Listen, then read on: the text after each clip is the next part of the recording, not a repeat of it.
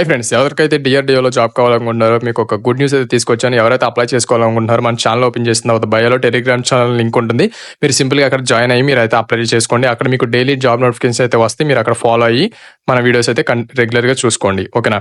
మీకు జాబ్ వచ్చేసి డిఆర్‌డీఓలో జాబ్ అయితే ప్రొవైడ్ చేస్తున్నారు. ఎలిజిబిలిటీ వచ్చేసి మీకు బోత్ ఫీమేల్ అండ్ మేల్‌కి అయితే ప్రొవైడ్ చేస్తున్నారు. ఆల్ ఓవర్ ఇండియాలో మీరు ఎక్కడున్నా సరే అప్లై చేసుకోవచ్చు.